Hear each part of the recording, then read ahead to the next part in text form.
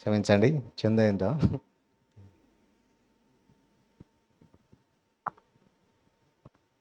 ముందుగా ఈ అవకాశం ఇచ్చినటువంటి మన కన్న తండ్రి అయిన దేవాది దేవునికి కృతజ్ఞతాస్తుతులు చెల్లించుకుంటూ స్టేజ్ మీద ఉన్న దైవజనులకు యేసుకృష్ణంలో నా వందనాలు తెలియజేసుకుంటున్నానండి.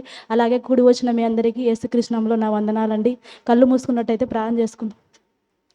మమ్మల్ని మిక్కిలిగా ప్రేమిస్తున్న మా ప్రియ పరలోకమందున్న కన్న తండ్రి, గొప్ప దేవ, నీ పాదాలకు వెళ్ళేని కృతజ్ఞతాస్తుతులు చెల్లించుకుంటున్నాను తండ్రి. గడిచిన కాలం అంతయు మమ్మల్ని క్షేమంగా సురస్థంగా కాపాడి మరొక దినంలో మరి నా తండ్రి నీ సన్నిధానానికి మా అందరిని నడిపించిన విధానాన్ని బట్టి నీ పాదాలకు వెళ్ళేని కృతజ్ఞతాస్తుతులు తండ్రి. ఇలాగే తుది శ్వాస వరకు మరి నా తండ్రి మీ కుమారుని వల్లే మరి నా తండ్రి మేము ఏమాత్రం నిర్లక్ష్యం చేయకుండా నీ సన్నిధానానికి వస్తూ నీ మాటలు నేర్చుకుంటూ నీకు ఇష్టానుసారంగా బ్రతుకుతూ ఇతరులను కూడా మరి నా తండ్రి నీ సన్నిధానానికి నడిపించి నీకు ఇష్టానుసారంగా జీవించాలని సహాయం చేయండి తండ్రి. అదేవిధంగా మా మధ్యలో ఉన్న దైవ సేవకుల కుటుంబాన్ని జ్ఞాపకం చేసుకుని తండ్రి అలాగే దైవ సేవకులు చెప్పే వాక్యాన్ని మరి నా తండ్రి పరిశుద్ధాత్మ సహాయం దయచేయండి తండ్రి. అయినా మరి ఎగ్జామ్ రాస్తున్న ప్రతి ఒక్క బిడ్డను జ్ఞాపకం చేసుకున్నట్టు తండ్రి. వారు నేర్చుకున్న పాఠాలు మరచిపోకుండా నైనా నీ జ్ఞానాన్ని నేర్చుకుని అనేకుల మందికి నైనా నీ వాక్యాన్ని ప్రకటించలాగున నీ కొరకును నీ బిడ్డలుగా వారిని ఏర్పరచుకోమని కోరుకుంటున్నాను తండ్రి. ఈ ప్రార్థనలో ఏమైనా తప్పుంటే క్షమించండి తండ్రి. ముందున్న సమయాన్ని చేతలకు అప్పచెప్పుకుంటూ ఈ ప్రార్థన ప్రభువైన యేసుక్రీస్తు ఉన్నతమైన నామములో అడిగి వేడుకుంటున్నాను మా కన్న తండ్రి. ఆమేన్.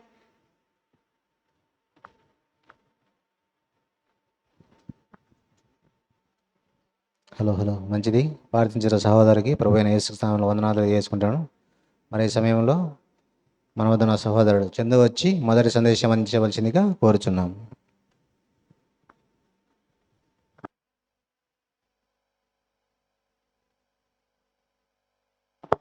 హలో,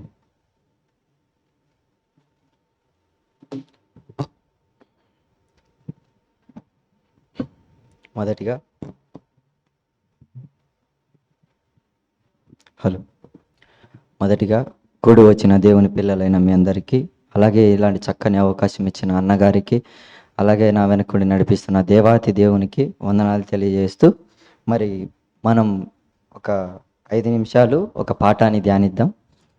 పాఠం పేరు వచ్చేసి దేవుని సమయం ఎక్కడ. మరలా చెప్తున్నానండి, దేవుని సమయం ఎక్కడ.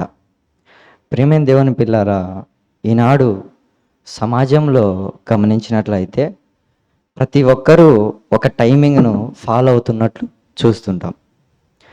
ఉదయాన్నే లేవగానే కాఫీ కంటూ ఒక టైం పెట్టుకొని ఆ టైంలోనే తాగాలి.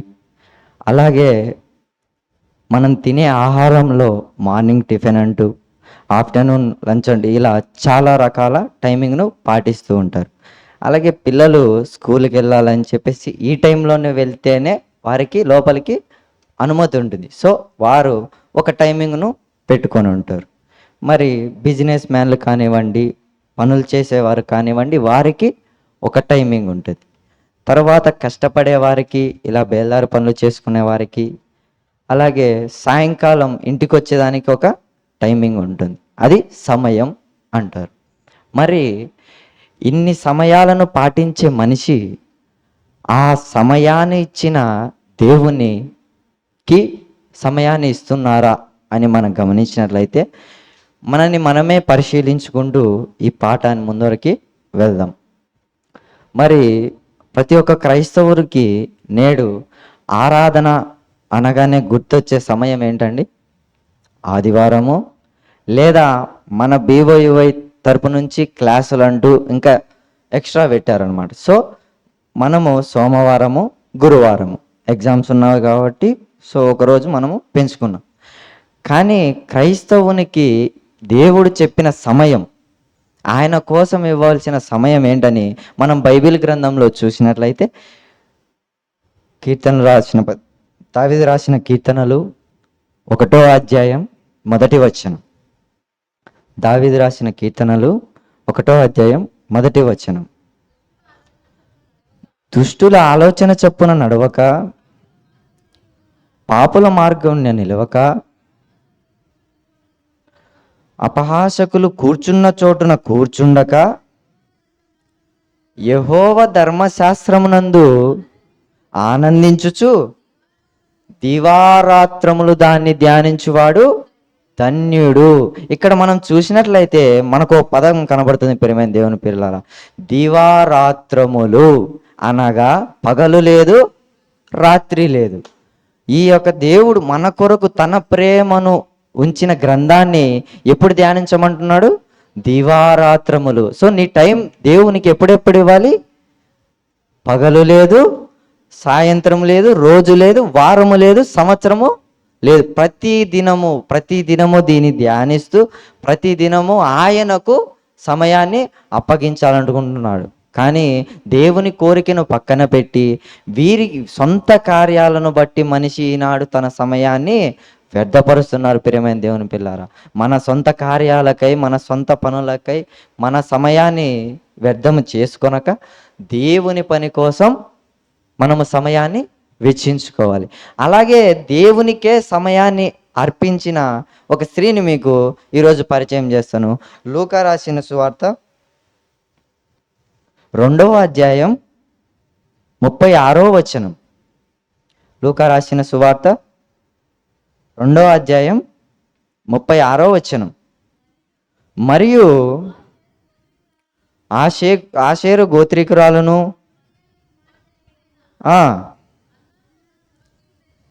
ప్రియమైన దేవుని పిల్లారా, ఇక్కడ మనకు ఒక స్త్రీ కనపడుతుంది. ఆమె పేరు ఏం పేరండి? అన్న. ఆమె ఏం చేసిందనంటే, మనకి సమయం లేదు కాబట్టి కొంచెం త్వరగా చెప్పుకుంటూ వెళ్తాను. సో ఆమె ఏం చేసిందంటే, తన జీవిత కాలం అంతా పెళ్లి చేసుకున్న తర్వాత, భర్త చనిపోయిన తర్వాత ఎన్ని సంవత్సరాలు ఆమె దేవాలయంలో గడిపిందంటే, రెండో వచనం చదివినట్లయితే 37వ వచనంలో మనకు తెలుస్తుంది. ప్రియమైన దేవుడు, 84 సంవత్సరాలు ఎక్కడ గడిపిందంట? దేవుని ఆలయములో. అనగా నేడు మనం ఈరోజు కూడుకున్న ఆలయములో. ఎందుకు? నేటి సమాజం గురించి తెలిసి ఆమె బయట ఉంటే ఈనాడు మొగుడు లేని ఆడదైనా అలాగే తోడు లేని ఆడదానైనా ఈ లోకంలో చులకనగా చూస్తారు. ఎందుకంటే ఏ మొగ దిక్కు లేదు, ఏ ఫ్యామిలీ లేదని చెప్పేసి ఇలా చూస్తారు. కానీ ఆమంట తన జీవిత కాలం అంతా 84 సంవత్సరాలు మందిరంలో గలపడం అంటే ఏమన్నా సన్న మాటలండి? అంత మనము ఒకవేళ ఆదివారం చర్చికి అడిగేది ఉందంటేనో, లేకపోతే శుభ్రపరిచేది ఉందంటేనో, ఈరోజు పోవాలా, మళ్ళీ శుభ్రపరచాలా, మొన్న చేశాంగా, ఇలా వెనకబడుతూ ఉంటాం. కానీ ఆమె దేవుని సన్నిధిలోనే ఎడతెగక ప్రతిరోజు ప్రతిదినము ఆయనను ఆరాధిస్తూ ఉపవాస ప్రార్థనలు చేస్తూ ఇలా గడిపేసినట్టు మనకి ఇక్కడ కనపడుతుంది. ప్రియమైన దేవుని పిల్లారా, మరి అలా మన జీవితంలో దేవునికి సమయాన్ని అర్పించుకొని ఆయన సేవకై ముందుకు వెళ్తూ ఆయన యొక్క పనిలో ఉండాలని కోరుచు ఈ యొక్క అవకాశం ఇచ్చిన అన్నగారికి వందనాలు తెలియజేస్తూ, ఆ దేవునికి వందనాలు తెలియజేసి నా మాటలు ముగిచ్చేస్తూ.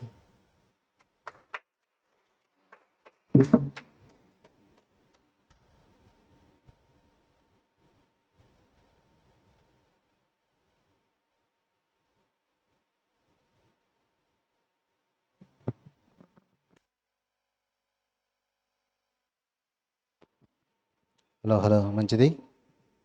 తక్కువ సమయంలో ఎన్నో విలువైన సంగతులు అందించిన మన సహోదరుడు చందు గారికి ప్రభువైన యేసు వందనాలు తెలియజేసుకుంటున్నాను. మరి ముఖ్యమైన సమయానికి వచ్చాం కాబట్టి దైవ సేవకులు, పెద్దలు, గౌరవనీయులు మరి యేసేవన్న గారు ఉన్నారు కాబట్టి ముఖ్యమైన సందేశాన్ని అందించవలసిందిగా అన్నగారిని కోరుచున్నాము.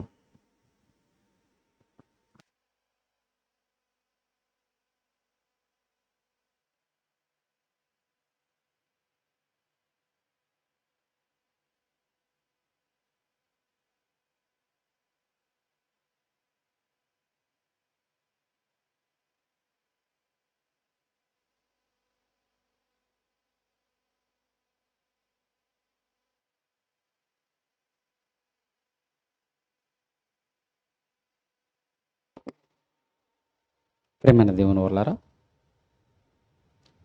అందరూ తలలో ఉంచి కళ్ళు మూసుకున్నట్లయితే ప్రార్థన చేసుకొని దేవుని యొక్క వాక్యంలోనికి వెళదాం. మహాపరిశుద్ధుడు అయిన దేవ, జీవాధిపతి అయిన తండ్రి, మీకు స్తోత్రములు. మీరు ఇచ్చిన సమయాన్ని బట్టి కృతజ్ఞతలు.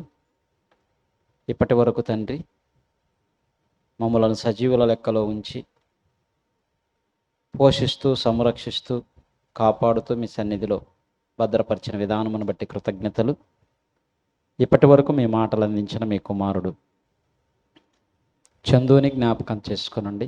భవిష్యత్తులో ఇంకా ఉన్నతంగా ప్రకటించగలిగే భాగ్యాన్ని, జ్ఞానాన్ని, జ్ఞాపక శక్తిని ప్రసాదించండి. మరి ఎక్కువ సమయం మీ సన్నిధిలో ఉండాలని ఎంతో విలువైన మాటలను మీ కుమారుని ద్వారా అందించినందుకు కృతజ్ఞతలు చెల్లిస్తూ, ఈ సమయంలో మరికొన్ని సంగతులు మేము ఆలోచించబోచుండగా సమయోచితమైన జ్ఞానాన్ని, సందర్భానుసారమైన జ్ఞానాన్ని మాకు ప్రసాదించండి. వివేచించగలిగే మనస్సును ప్రసాదించండి.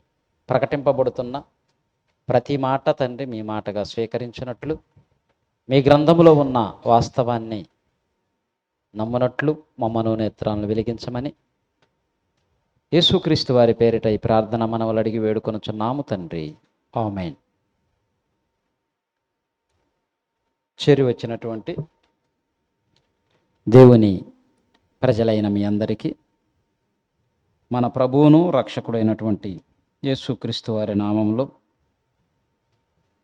శుభములు, వందనాలు. ప్రేమణ దేవుని వల్లరా, మరి ఈరోజు అంశంగా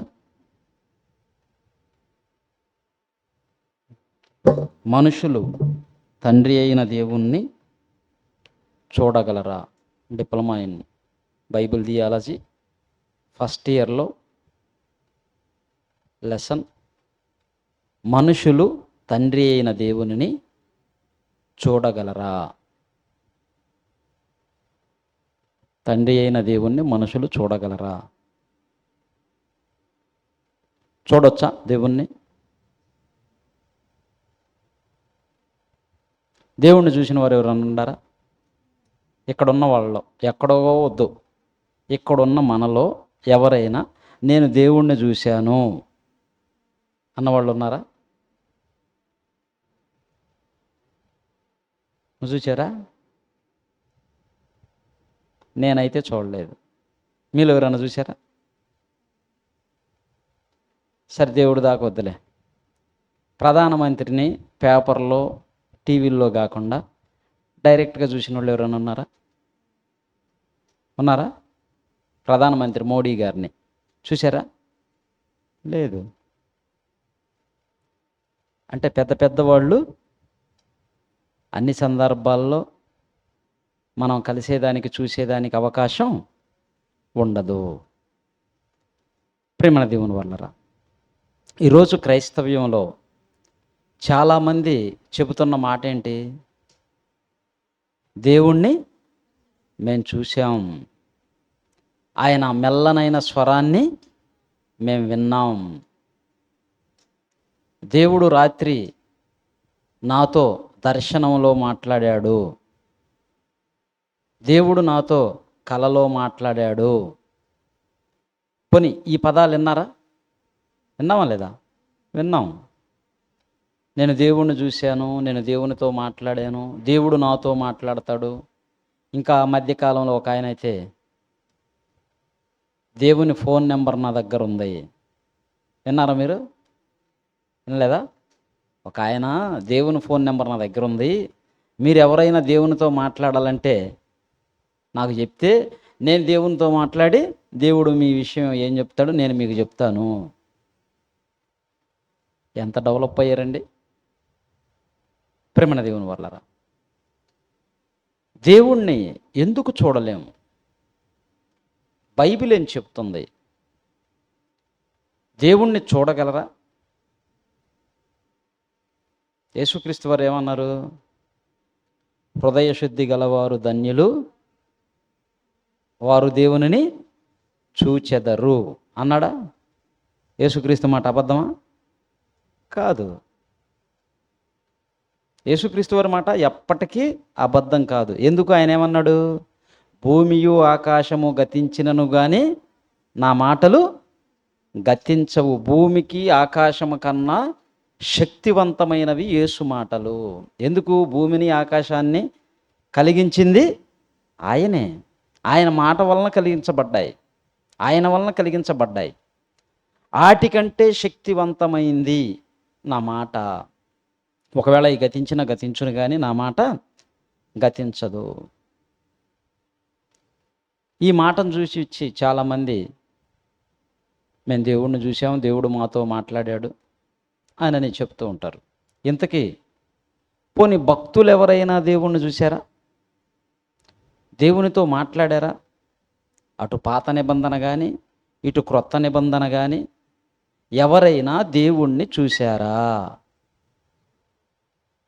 మనుషుల మాటలు నమ్మొద్దు మనం. అతను ఎంత పెద్దవాడన్నది కాదు. మంచి కోటేసుకొని మంచి స్టేజీ కట్టి మంచి లైటింగ్స్ వేసి 100 మంది 1000 మంది 1,00,000 మంది ప్రజలున్న మీటింగులో పెద్ద బోధకుడుగా ఉన్నాడని అబద్ధం 1000 మంది నమ్మినంత మాత్రం నిజమైద్దా అమ్మా? అవుతుందా? కాదు. 1000 మంది నమ్మినా 1,00,000 మంది నమ్మినా అది అబద్ధమే ఎప్పటికైనా. ఒక 100 సంవత్సరాల తర్వాత నిజమవుతుంది అదేమన్నా? కాదు. దానికి ప్రత్యక్ష సాక్ష్యాలు ఎన్నో ఉన్నాయి. ఆర్యభట్ట గారు క్రీస్తు శకం 400లో మన భారతదేశ ఖగోళ శాస్త్రవేత్తలలో గొప్పవాడిగా పేరెన్నికగన్న ఆర్యభట్ట గారు క్రీస్తు శకం 400లో ఏం చెప్పాడంటే నక్షత్రాలు కదలవు అని చెప్పాడు. నక్షత్రాలు కదలవు అని చెప్పాడు. క్రీస్తు శకం 17లో మరి ఎగ్మన్ హేలీ గారు వచ్చారు. ఎగ్మన్ హేలీ గారు వచ్చి సాక్ష్యాధారాలతో నక్షత్రాలు కదులుతాయని చూపించాడు. నక్షత్రాలు కదులుతాయని నిరూపించాడు. అప్పుడు ఆర్యభట్ట గారు చెప్పిందంతా ఏమైపోయింది? సుమారు ఒక 1300 సంవత్సరాల తేడా ఉంది. అయినా కానీ అబద్ధం ఎప్పటికైనా అబద్ధంగానే తేలిపోయిందా లేదా? తేలిపోయింది. అందుకే నిజం ఎప్పటికీ నిజం, అబద్ధం ఎప్పటికైనా అబద్ధమే.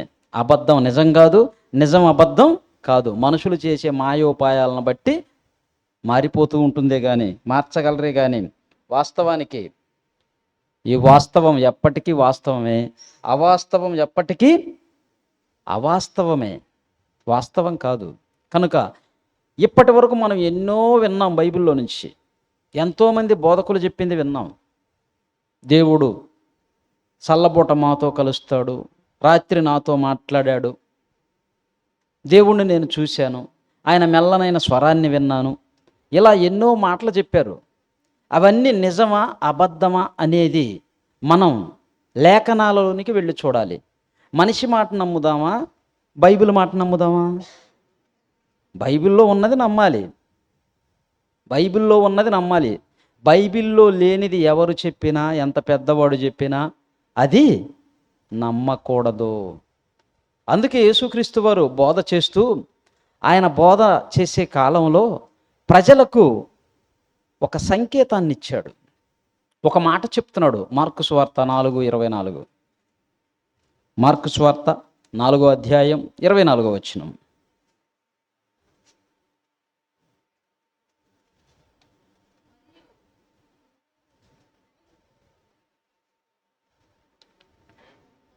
మరియు ఆయన మీరు ఏమి వినుచున్నారో జాగ్రత్తగా చూచుకొనండి. ఏమంటున్నాడండి? మీకు ఎవరు చెప్తున్నారో జాగ్రత్తగా చూసుకోండి అనలా. అర్థమవుతుందా? చెప్పే వ్యక్తిని కాదు చూడవలసింది, చెప్పబడుతున్న దేవుని మాటలను చూడాలి, ఆలోచించాలి. మీరు ఏమి వినుచున్నారో మీరే జాగ్రత్తగా చూసుకోండి. ఎవరు చూసుకోవాలంట? మనమే చూసుకోవాలి, మనమే చూసుకోవాలి, మనమే జాగ్రత్త పడాలి. మంచి హోటల్ కోసం, మంచి భోజనం కోసం హోటల్ ఎతుకుతామా లేదా? బయటికి వెళ్ళారు, మంచి భోజనం చేయాలి, రుచిగల భోజనం వెతుకుతామా లేదా? ఆ ప్రాంతంలో ఉన్న వాళ్ళని అడుగుతాం, ఏ హోటల్ బాగుంటుంది, ఇక్కడ స్పెషల్ ఏంటి? ఆ హోటల్లోకి వెళ్ళినా కూడా ఆ హోటల్లో సర్వ్ చేసే వాళ్ళని అడుగుతాం, ఇక్కడ ఏది బాగుంటుంది, వెతుకుతాం లేదా? బట్టల షాప్కి వెళ్ళావు, మంచి బట్టలు కావాలని వెతుకుతావు లేదా? ఎన్ని తిరగేస్తావు? ఈ షాపు నచ్చకపోతే ఇంకొక షాపు, ఆ షాపు నచ్చకపోతే ఇంకొక షాపు, నీకు నచ్చేంతవరకు వెతికి తీసుకుంటావు. చెప్పులైనంతే. ఒక 6 నెలలు వేసుకొని వాడేసుకొని యూజ్ చేసుకొని పడేసే చెప్పులు కూడా మనకు నచ్చితేనే తీసుకుంటాం, నచ్చకపోతే ఇంకొక దగ్గరికి వెళతాం, ఇంకొక దగ్గరికి వెళతాం. అంటే కొద్ది కాలం నీ అవసరాలు తీర్చే వాటికి నువ్వు ఇన్ని జాగ్రత్తలు తీసుకుంటున్నప్పుడు మరి మంచి వాక్యం కోసం వెతికే క్రైస్తవులు ఉన్నారా ఈరోజు? ఆలోచించండి. మంచి బోధ కోసం వెతికేవారు ఉన్నారా? లేరు. మంద ఎక్కడుంటే అక్కడ ఉండాలి, ఎక్కువ మంది జనాలు ఎక్కడుంటే అక్కడ ఉండాలి. అసలు అక్కడికి ఎందుకు పోతారో తెలుసా మీకు? ఎక్కువ మంది ఉన్నారు అనుకోండి, ఎవరు వచ్చారా ఎవరు రాలేదా కేర్ తీసుకోరు. ఒకవేళ రాలేదనుకో, నెక్స్ట్ వారం నువ్వు ఎందుకు రాలేదని అడిగే వాళ్ళు ఉండరు, ప్రశ్నించే వాళ్ళు ఉండరు. గుంపులో గోయిందన్నట్లుగా, మందిలో మజ్జిగ పలసన అన్నట్లుగా ఎక్కువ మంది ఉన్న కాడికి పోతే మనల్ని ఎవరో పట్టించుకోరు. మనం ఇష్టం ఉన్నప్పుడు పోవచ్చు, మనకి ఇష్టమైనప్పుడు మధ్యలో రావచ్చు, అవసరమైతే బయటికి వెళ్ళి ఫోన్లు మాట్లాడుకోవచ్చు, చెట్ల కింద మాట్లాడుకోవచ్చు, ఆ చెట్టు కొమ్మలు తెంచుకుంటూ ఫోన్ మాట్లాడుకుంటూ పిల్లల్ని ఆడించుకుంటూ. చూడలేదా మీరు చర్చిల దగ్గర? చర్చిలో వాక్యం జరుగుతూ ఉంటుంది, బయట గ్రౌండ్లో తిరుగుతుంటారు, చెట్లు బీక్కుంటూ ఫోన్ మాట్లాడుకుంటూ ఉంటారు, పిల్లల్ని ఆడిపించుకుంటూ ఉంటారు. మంచి వాక్యాన్ని వెతకరు. మంచి భోజనం కోసం హోటల్ వెతుకుతాం, మంచి బట్టల కోసం షాపు వెతుకుతాం, మంచి చెప్పుల కోసం మంచి షాపు వెతుకుతాం, అన్నీ వెతుకుతాం. కానీ వాక్యం దగ్గరకు వచ్చేసరికి వెతకరు. అక్కడే క్రైస్తవ్యం తప్పు చేస్తుంది. అందుకే నామకార్థులుగా బ్రతుకుతున్నారు. నాన్న మీరు అటు ఇటు తిరగొద్దురా, మీరు కూర్చోవాలా, అటు ఇటు తిరగొద్దు, డిస్టర్బ్గా ఉంటుంది. ప్రేమన దేవుని వల్లరా, అన్నిటి కోసం వెతుకుతున్న మనిషి వాక్యం దగ్గరికి వచ్చేసరికి పట్టించుకోవటం లేదు, నిర్లక్ష్యం. చెప్తున్న వ్యక్తి ఏం చెప్తున్నాడు అన్నది ఆలోచించటం లేదు. అందుకే ప్రభు అయిన యేసుక్రీస్తు వారు అంటున్నాడు, మీరు ఏమి వినుచున్నారో మీరే జాగ్రత్తగా చూచుకొనండి. మీరు ఏమి చదువుతున్నారో జాగ్రత్తగా చూసుకోండి అన్నాడు అనుకో, చదువు రాని వాళ్ళందరూ ఏమంటారు? అమ్మయ్యా నాకు చదువు రాదు కనుక నీకు అవసరం లేదు. చదువు రాని వాళ్ళకి వినపడదా? అందుకే ప్రభు ఏం చెప్తున్నాడు, ఏమి వినుచున్నారో ప్రతి ఒక్కరికి వినబడుతుంది, మీరు వినేది ఏంటిదో ఖచ్చితంగా మీరు జాగ్రత్తగా చూసుకోవాలి. ఏం చదువు రాకపోతే సీరియల్ అర్థం కావట్లేదా? చదువు రాకపోతే సినిమాలు అర్థం కావట్లేదా? చదువు రాకపోతే డబ్బులు లెక్కలు రావటం లేదా? లెక్క పెట్టేది రాదా? నిన్న రాత్రి అండి ఇదే టైంలో, కరెక్ట్గా ఇదే టైం, కడపలో వేరే దగ్గర ఉన్నాం రమేష్ నేను. పాపం అలా ఆమె చాలా తెలివి తక్కువగా ఉంది, చింపిరిగా ఉంది జుట్టు, మైండ్ సరిగ్గా లేనిదిగా తిక్కలదానిగా ఉంది. వచ్చింది, మేము 4 ఉన్నాం మాట్లాడుకుంటా, వచ్చి అయ్యా ఆకలి అవుతుంది అంది. చూస్తే చాలా తిక్కలుగా ఉంది కదా, సరేలేనిది జేబులో నుంచి తీసి బయటికి తీసి 100 రూపాయలు ఇచ్చా, పొయ్యి తినమ్మా అని. ఆ 100 రూపాయలు ఇచ్చినప్పుడు ఆ 100 కింద 500 ఉంది ఈ చేతిలో. ఒక చేతిలో 500 ఉంది, ఒక చేతిలో 100 రూపాయలు తీసి ఇచ్చాను. ఆమె 100 రూపాయలు తీసుకోవట్లా, 100 రూపాయలు తీసుకోవట్లా. ఏందమ్మా అన్న, అంటుంది. మాటలు కూడా రావట్లా సరిగ్గా, మాటలు కూడా రావట్లా. ఇది తీసుకమ్మా అని అంటే, అది 5 సార్లు ఎలా 500 రూపాయల కాగితం ఇవి అంటుంది. సరేనమ్మా ఇస్తాను 500, నాకేమి ఇది కాదు, 500 ఇస్తాను, ఈ 500 తీసుకుని వెళ్ళి ఏం చేస్తావు అన్న. తింటానయ్యా. సరే 500 కాదు 1000 రూపాయలకైనా తిను, నేను తినిపిస్తాపా, ఇదిగో పక్కనే హోటల్ ఉంది, నువ్వేం తింటావో తిను పదాంపా అన్న. అటరాదంట, నాకు డబ్బులు ఇయ్యి 500 అని. అయ్యా అల్లా దీవిస్తాడు, నువ్వు కాళ్ళు పట్టుకోపోతుంది. అవన్నీ కుదరదమ్మా, నువ్వు తింటానంటే తినిపిస్తా, లేదంటే ఇది తీసుకొని పోంటే తీసుకోలా. అప్పుడు రమేష్ ఏం చేశాడంటే పక్కనుండి తన జేబులో 5 రూపాయలు ఉంటే, అవి కాదులే నాన్న 5 జేబులో పెట్టని 5 తీసి 5 రూపాయలు ఇచ్చాడు. రూపాయలు ఇస్తే అప్పుడు అంటుంది ఈ 5 రూపాయలు కదా 100 రూపాయలు ఇయ్యని మళ్ళీ దానికి వెళ్ళి చూపెడతాం. ఎక్కడండి తెలివి తక్కువ వాళ్ళు? పిచ్చిదానిలాగా ఉంది. బట్టలు సరిగ్గా లేవు, మైండు సరిగ్గా లేదు, మాటలో రావటం లేదు. అప్పుడు పక్కన ఉన్న పిల్లడు అన్నాడు, అన్నావు మొన్న ఇదే ఇట్నే వచ్చింది ఆ గోకుల్ లాడ్జి ప్రాంతంలో మేము ఉంటే ఎవరో వచ్చి వాళ్ళు పాపం కారులో నుంచి దిగారు, వాళ్ళు చూసుకొని చిల్లర లేవన్నారు, సార్ ఫోన్పే చేయండి సార్ అని సంచిలో నుంచి స్కానర్ తీసి పెట్టిందండి.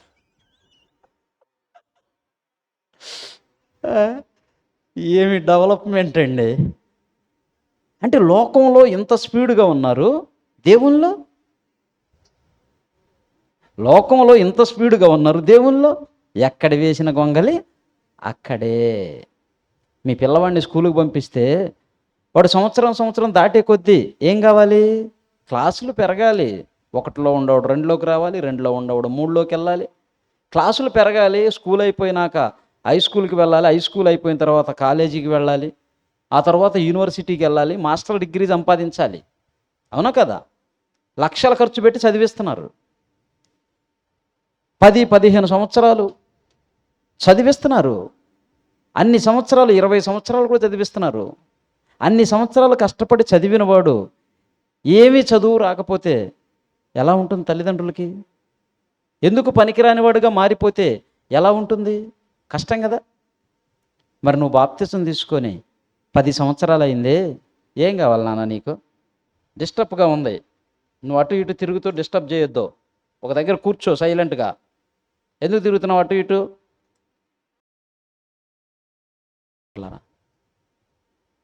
ఒక పిల్లవాడు 5 సంవత్సరాలు 5వ క్లాస్ చదివాడు అనుకోండి, లేదా 4 సంవత్సరాలు 10th క్లాస్ చదివాడు అనుకోండి, మా వాడు చాలా గ్రేట్ అండి అంటావా?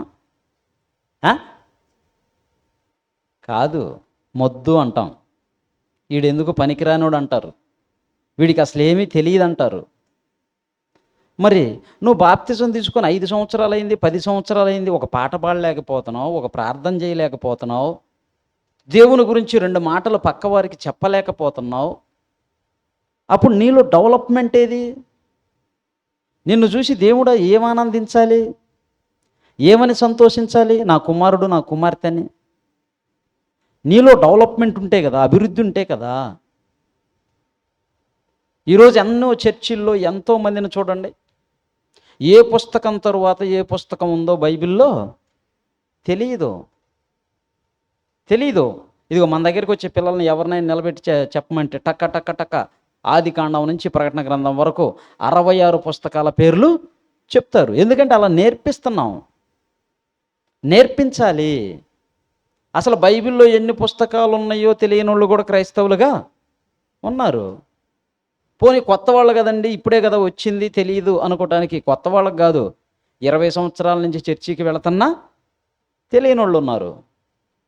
బోధకులు కూడా ఎలాంటి వాళ్ళు ఉన్నారో తెలుసా? సరిగ్గా చదువు రాకపోయినా, ఆలోచించకపోయినా.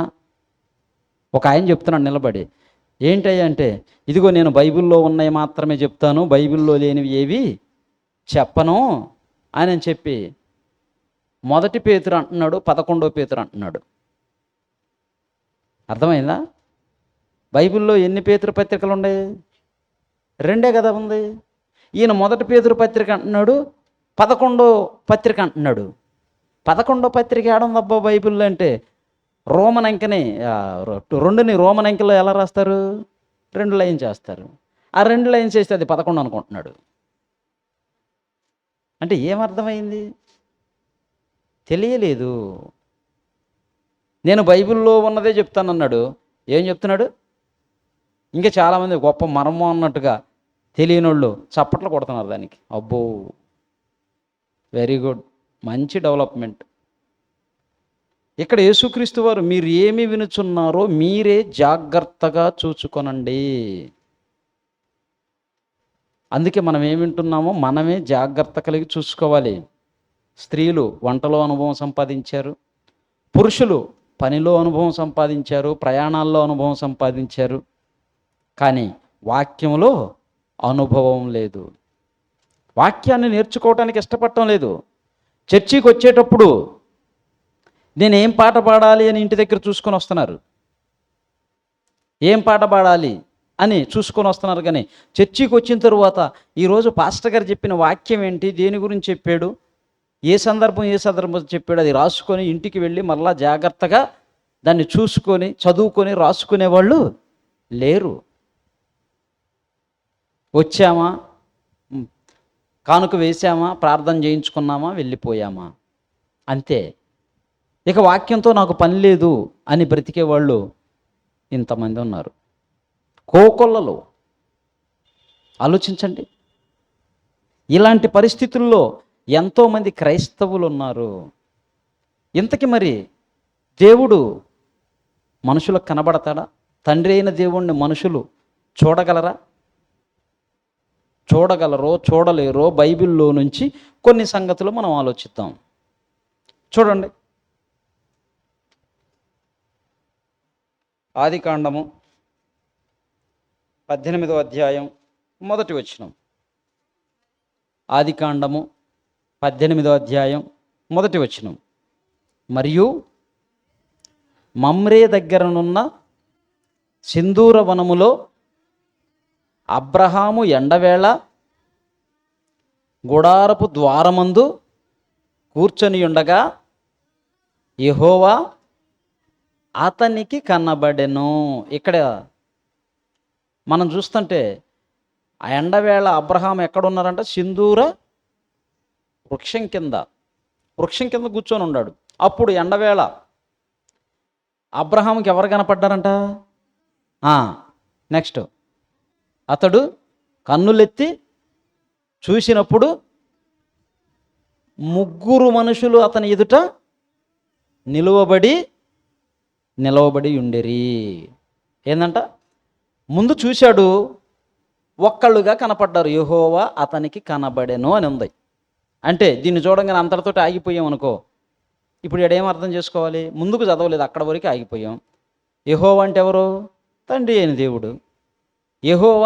యెహోవాను చూశాడు అనగానే ఇంకా అబ్రహాము దేవుణ్ణి చూశాడు అనుకుంటున్నారు.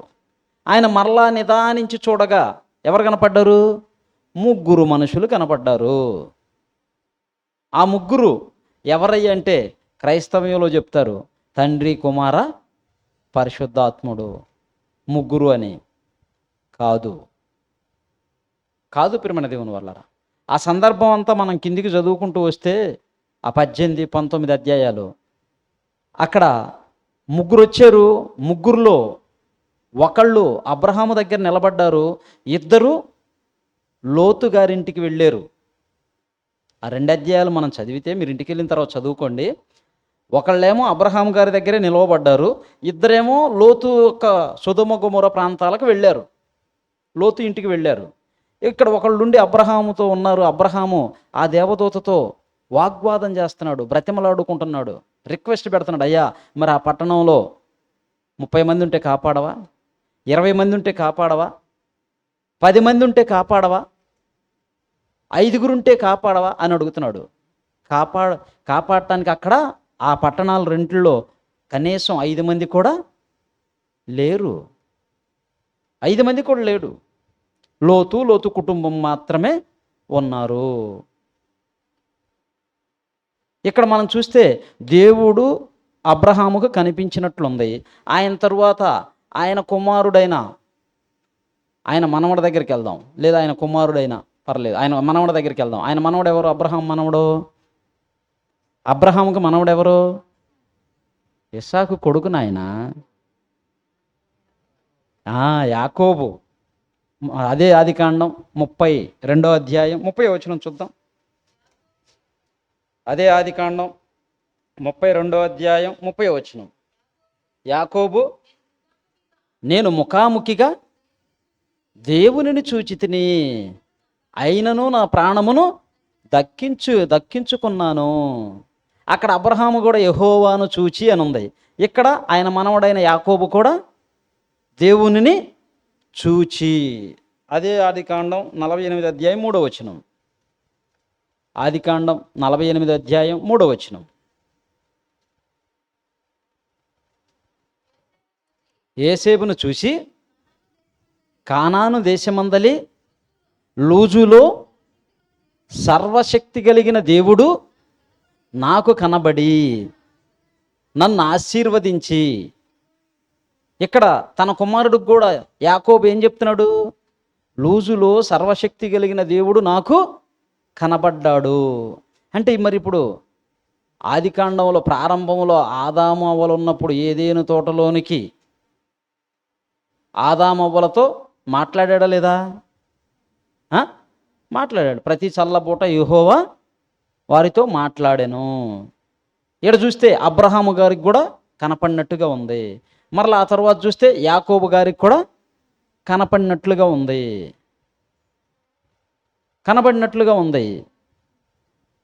మరి ఇంతకీ దేవుడు కనబడతాడా? దేవుణ్ణి చూడగలరా? దేవుణ్ణి చూసే శక్తి ఈ మనిషికి ఉందా? మనం బైబిల్లో నుంచి ఆలోచిస్తే వాస్తవాలు ఏంటో బయటపడతాయి. బైబిల్లో దేవుడు రాయించాడు, కానీ చదివే వాళ్ళు కన్ఫ్యూజ్ అయిపోయారు, తెలియక అపార్థం చేసుకున్నారు. ఇప్పుడు యేసుక్రీస్తు వారి మాటల్లోనికి వద్దాం. మనం అందరికీ మూలం, అన్నిటికీ మూలం, ప్రధానం ఎవరు? యేసుక్రీస్తు వారు. అబ్రహాంకైనా, దావీదుకైనా, మనకైనా అందరికీ ఎవరు మార్గం? యేసుక్రీస్తు. ఆయన మాటల్లో చూద్దాం. యోహాను సువార్త 5వ అధ్యాయం 37వ వచనం. యోహాను సువార్త 5వ అధ్యాయం 37వ వచనం. మరియు నన్ను పంపిన తండ్రియే నన్ను గూర్చి సాక్ష్యమిచ్చుచున్నాడు. మీరు ఏ కాలమందైనను ఆయన స్వరము వినలేదు, ఆయన స్వరూపము చూడలేదు. డైరెక్ట్ కొటేషన్ ఇస్తున్నాడు, డైరెక్ట్ స్టేట్మెంట్ ఇస్తున్నాడు. ఏమని? మీరు ఏ కాలమందైనను ఆయన స్వరము వినలేదు, ఆయన స్వరూపము చూడలేదు. అదేంది? అబ్రహాం గారికి కనపడలేదా? యాకోబు గారికి కనపడలేదా? యాకోబు ఏం చేశాడు? పెనుగులాడాడు. అవ్వ ఆదాములు కనపడలేదా? మరి వాళ్ళు చూశారు కదా. ఇక్కడ యేసుక్రీస్తు ఏంటి? మీరు ఏ కాలమందైనను ఆయన స్వరము వినలేదు, ఆయన స్వరూపము చూడలేదు, ఆయన రొమ్మునున్న అద్వితీయ కుమారుడే ఆయనను బయలుపరిచాను అని ఉంటుంది. ఎక్కడ? యోహాను 18లో ఉంటుంది, ఆయన శరీరధారి అయి వచ్చాడనే వాక్యం. ప్రేమణ దేవుని వాళ్ళారా, మనం చూస్తే ఇక్కడ అంటున్న మాట ఏందయ్యా అంటే, మీరు ఏ కాలమందైనను ఆయన స్వరము వినలేదు, ఆయన స్వరూపము చూడలేదు. పోనీ మోషే గారు సినాయి పర్వతం మీద పొదలో అగ్నిజ్వాలల్లో వెళ్ళినప్పుడు మోషే గారు ఎవరితో మాట్లాడాడు? చూడండి, నిర్గమాకాండం 3వ అధ్యాయం. నిర్గమాకాండం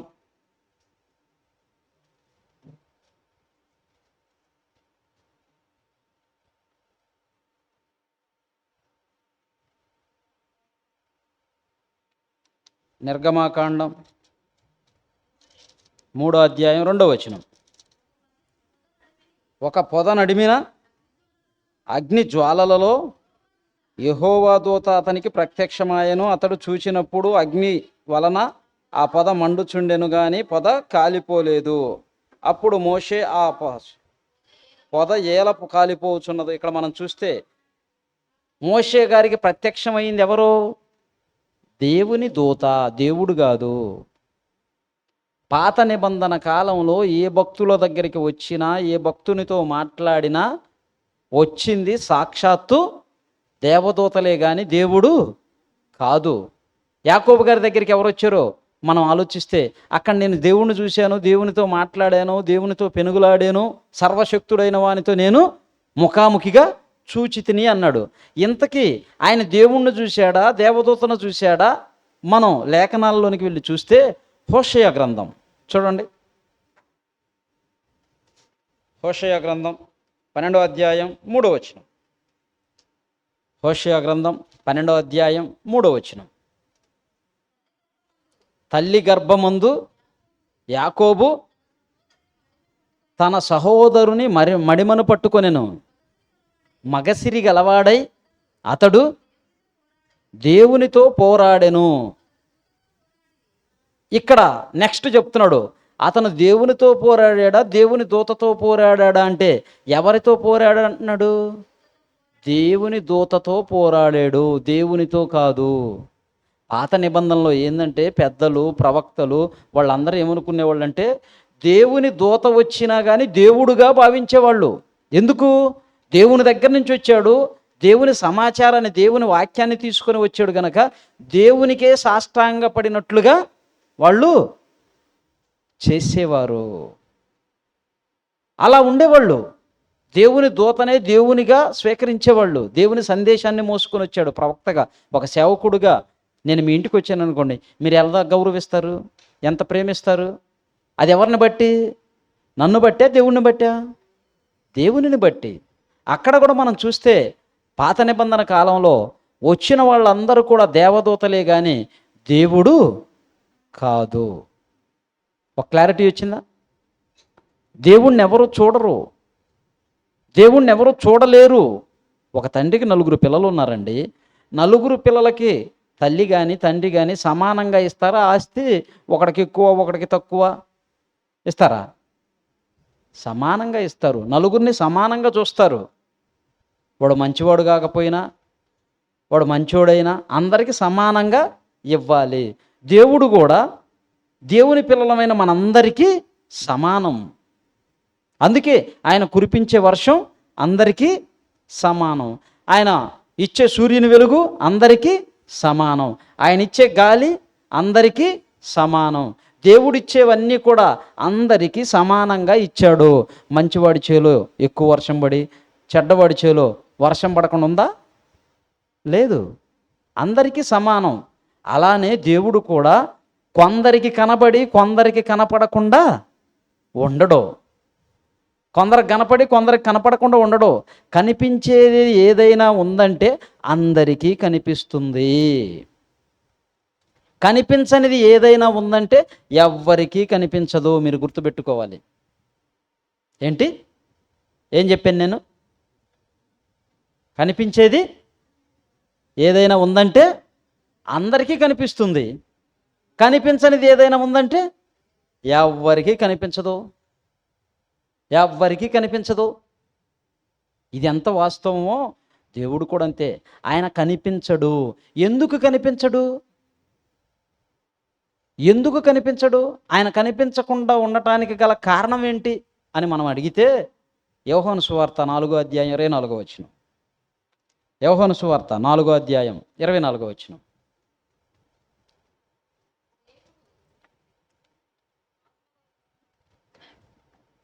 దేవుడు ఎవరంట? ఆత్మ. దేవుడు ఆత్మ గనుక ఎవ్వరికీ కనిపించడు. నా ఆత్మను మీరు ఎప్పుడన్నా చూసారా? నా శరీరాన్ని చూశారు, నా దేహాన్ని చూశారు, అంతేనా? నా ఆత్మను ఎప్పుడన్నా చూసారా? పోనీ నా ఆత్మ వద్దులేండి, నాది వద్దులేండి, మీ ఆత్మను మీరు ఎప్పుడన్నా చూసుకున్నారా? లేదు. ఆత్మ ఏంది? దాని లక్షణం ఏంటి? కంటికి కనిపించేది కాదు. డిక్లేర్ అయిపోయింది. దేవుడు కూడా ఎవరంట? ఆత్మ. దేవుడు ఆత్మ కనుక ఆయన కూడా కనిపించడు. కనిపించే లక్షణం కలిగిన వాడు కాదు. గాలి కంటికి కనిపిస్తుందా? కనపడదు. నాకు కనపడి మీకు కనపడకుండా ఉంటుందా? దేవుడు కూడా ఆత్మ అండి. ఒకళ్ళకి కనపడి ఒకళ్ళకి కనపడకపోతే పక్షపాతం కదా, పక్షపాతి. మీకు మొదట ఫస్ట్లో నేను చెప్పిన రెఫరెన్స్కి లాస్ట్లో మంచి ట్రోక్ ఇస్తాను. ఇంతకుముందు విన్నవన్నీ కూడా పటాపంచలైపోతాయి. ఫస్ట్ ఏ మాట చెప్పాను, ఏ వచనం చెప్పాను అమ్మా? వచనం మీకు రెఫరెన్స్ చెప్పలేదులేండి. హృదయ శుద్ధి గలవారు, అవునవును, హృదయ శుద్ధి గలవారు ధన్యులు, వారు దేవుణ్ణి చూచెదరు అని యేసుక్రీస్తు వారు అన్నాడు. మరి ఇవన్నీ ఇలా ఉండయండి. ఆడేమో యేసుక్రీస్తు వారు చూస్తారని చెప్పారు, ఇక్కడ మీరు చెప్తుంటే అన్నీ ఆపోజిట్లో ఉన్నాయి. దేవుడు ఆత్మ కనుక ఎవరికి కనిపించడు. మన ఆత్మను, నా ఆత్మను మీరు చూడలేరు, మీ ఆత్మను నేను చూడలేను, నా ఆత్మను నేను ఎప్పుడూ చూసుకోలేదు, మీ ఆత్మను మీరు ఎప్పుడూ చూసుకోలేదు. అంటే ఆత్మ అనేది కనిపించదు. గాలి ఒక శక్తి, అది గాలి ఒక శక్తి, అది ఎవ్వరికీ కనిపించదు. కరెంటు ఒక శక్తి, కనబడుతుందా? కనపడదు. లైట్లోకి వచ్చింది, లైట్ని వెలిగించింది. ఫ్యాన్లోకి వచ్చింది, ఫ్యాన్ను తిప్పుతుంది. మైకులోనికి వచ్చింది, మైకులో మాటని శబ్దంగా వ్యాంపుల పేరు ద్వారా, బాక్సుల ద్వారా మనకి వినిపిస్తుంది. కరెంటుకి రూపం లేదు, కనిపించదు.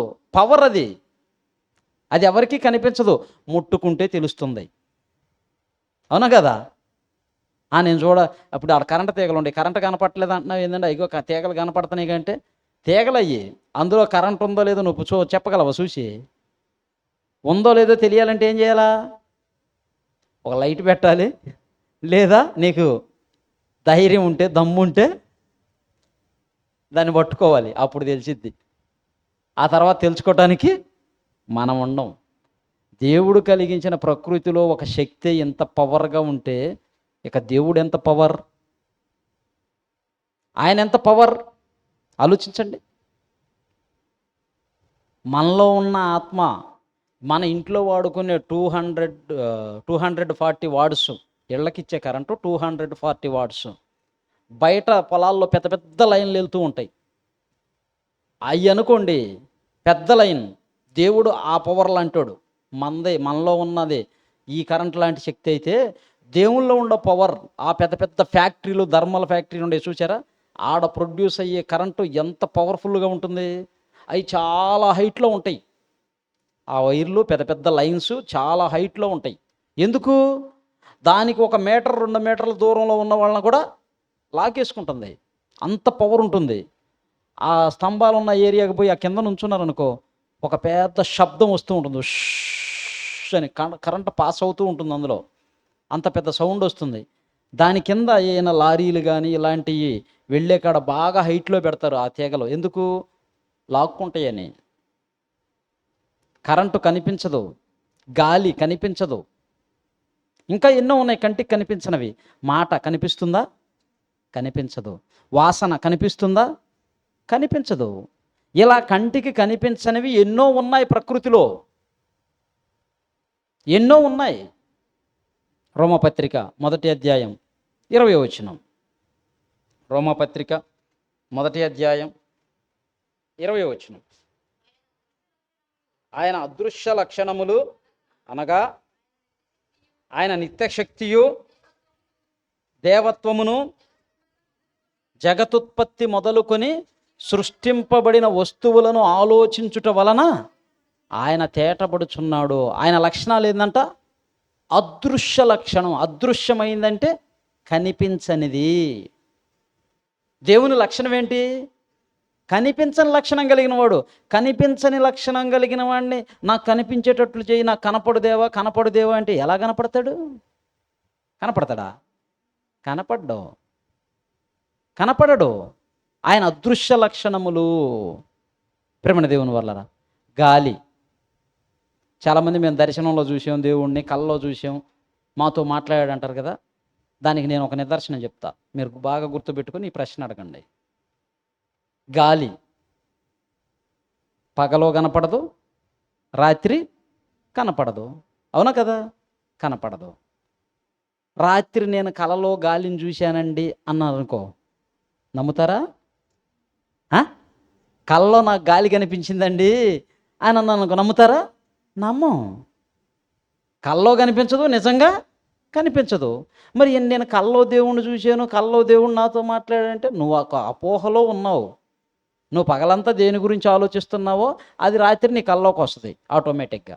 ఒక పని గురించి కానీ, ఎవరన్నా ఒక వ్యక్తి గురించి కానీ నువ్వు సఫర్ అవుతా, అతని గురించి బాధపడతా, లేదా వారి గురించి ప్రేమ మీద ఎక్కువగా వాళ్ళని ప్రేమిస్తూ వాళ్ళ కోసం నువ్వు ఎదురు చూస్తావని అనుకో, వాళ్ళు ఖచ్చితంగా రాత్రి కల్లో నీకు వస్తారు.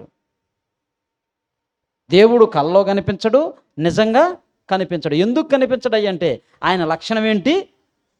అదృశ్య లక్షణం, కనిపించని లక్షణం. కనిపించే లక్షణము కలిగిన వాడు కాదు. దేవుని కుమారులం ఎలా అంటే మనలో ఉన్న ఆత్మ దేవునిలో నుంచి వచ్చిన భాగం. అందుకే దేవుని కుమారులం, దేవుని కుమార్తెలం. మనకి దేవునికి ఉన్న బంధం ఒకే ఒకటి, ఆయన తండ్రి, మనము పిల్లలం. ఈ భూమి మీద మనకి ఎన్నో బంధాలు ఉంటాయి. భార్య, భర్త, పిల్లలు, తల్లిదండ్రులు, అత్తమామలు, బావమర్దులు, బావలు, మరదళ్ళు, తోడుకోళ్ళు, ఆడబిడ్డలు, ఎన్నో బంధాలు ఉంటాయి. కానీ దేవునికి మనకి ఉన్న బంధం, ఏకైక బంధం, ఒకే ఒక బంధం, తండ్రి పిల్లలం. ఆయన తండ్రి, మనం పిల్లలం. ఆయన కనిపించడు కనుక ఆయన్ని మనం చూడలేము. ఎప్పుడు చూడలేము? ఈ భూమి మీద ఉన్నప్పుడు ఈ మానవ నేత్రాలతో ఆయన్ని చూసే శక్తి లేదు. నిర్గమాకాండం భక్తుడు మోషే గారు, అయ్యా నాకు ఒక కోరిక ఉందయ్యా అన్నాడు. ఏంది చెప్ప భక్తుడా, నా భక్తుడా చెప్పయ్యా, ఏంటి నీ కోరిక అంటే, అయ్యా ఒక్కసారి నిన్ను చూడాలని ఉంది. ఏం కోరుకున్నాడు? ఒక్కసారి నిన్ను చూడాలని ఉందయ్యా నాకు అన్నాడు. అప్పుడు ఏమన్నాడు చూడండి, నిర్గమాకాండం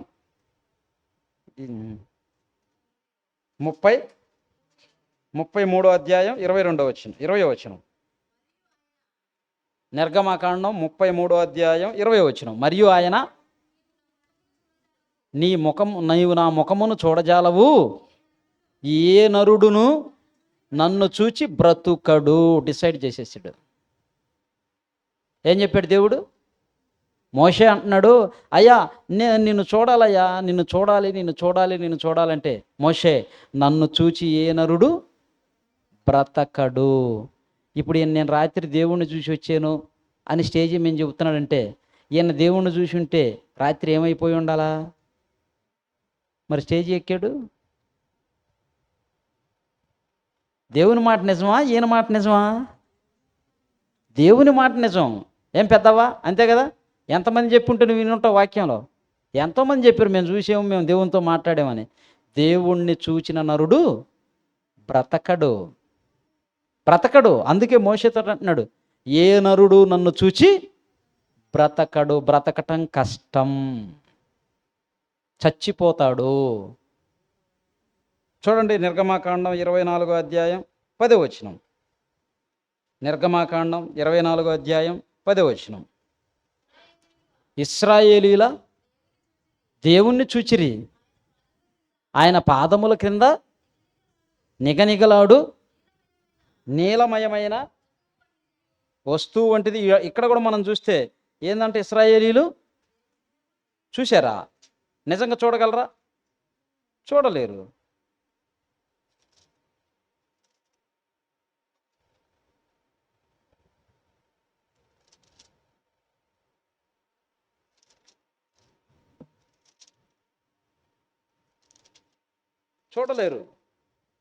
చూసే అవకాశం లేదు. నిర్గమాకాండం 20వ అధ్యాయం 21వ వచనం, 20వ అధ్యాయం 19వ వచనం చూడండి.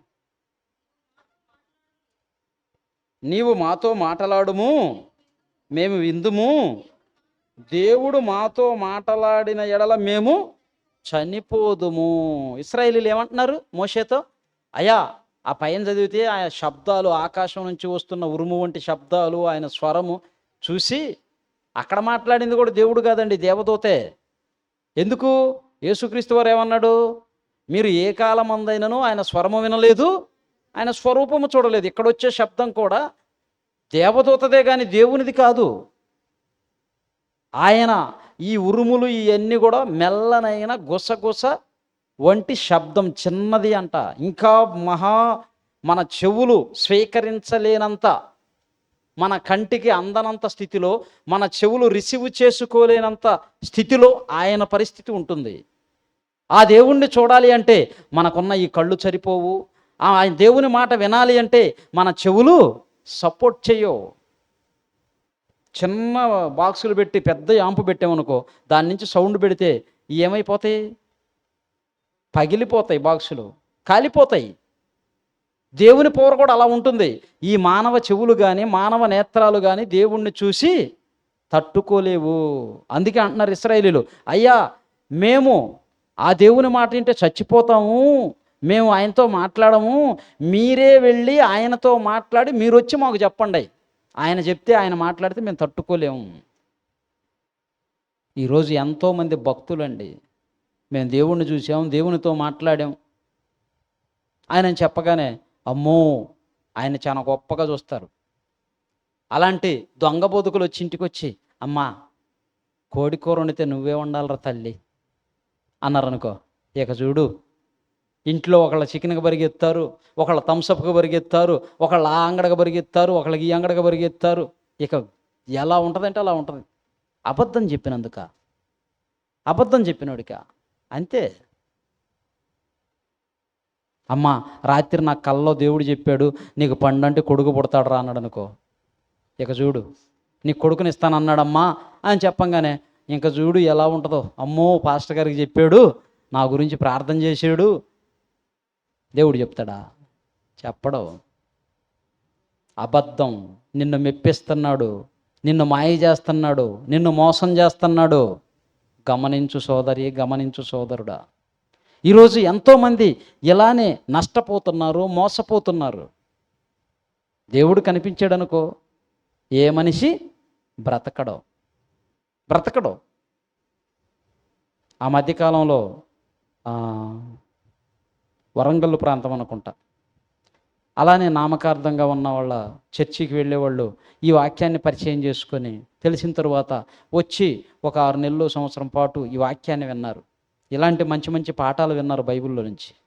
అప్పుడు ఒక సేవకుడు వచ్చి, అయ్యా వాళ్ళ ఇంటికి వెళ్ళి అమ్మ పదే 6 నెలల నుంచి దేవుడు మీ ఇంటినే చూపిస్తున్నాడు, పదే మీ ఇంటినే చూపిస్తున్నాడు నాకు.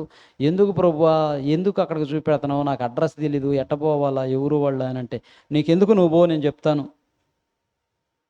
నువ్వు వెళ్ళు ఆయన చెప్తున్నాడు. ఆయన అంటే, అయ్యో అయ్యగారు అట్నా కూర్చోండి అని మంచినీళ్ళు ఇచ్చి కూర్చోబెట్టి మాట్లాడితే, అమ్మ మీ ఇంటికి పదే వెళ్ళమంటున్నాడు, 6 నెలల నుంచి దేవుడు ప్రెజర్ చేస్తుంటే వచ్చాను నేను, మీ ఇంటికి వస్తే ఒక బండి కొనిస్తారు అని చెప్పాడు అన్న.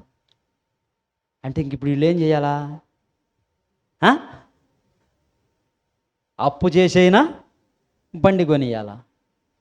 అయ్యో అట్నా పాస్టర్ గారు, సరే మంచిది, మీకు చెప్పాడు కదా దేవుడు ఆడకెళ్తే బండి కొనిస్తారని.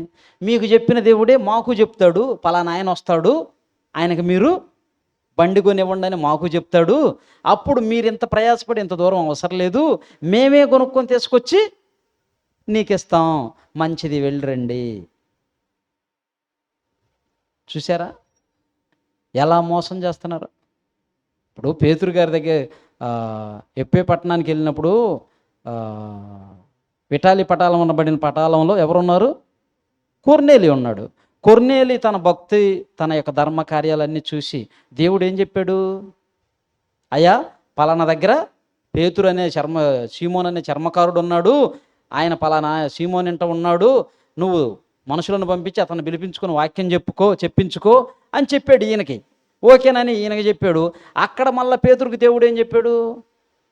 ఆయన వస్తాడు, కొర్నేలి దగ్గర నుంచి 2 మనుషులు వస్తారు, వాళ్ళ ఇంట నువ్వు వెళ్ళు, అక్కడ వెళ్ళి వాక్యం చెప్పు, కొంతమంది బాప్తిజం తీసుకుంటారని చెప్పాడు. ఎక్కడా చెప్పాడు, అక్కడ చెప్పాడు. ఈ సందర్భాన్ని తీసి చూపించారు.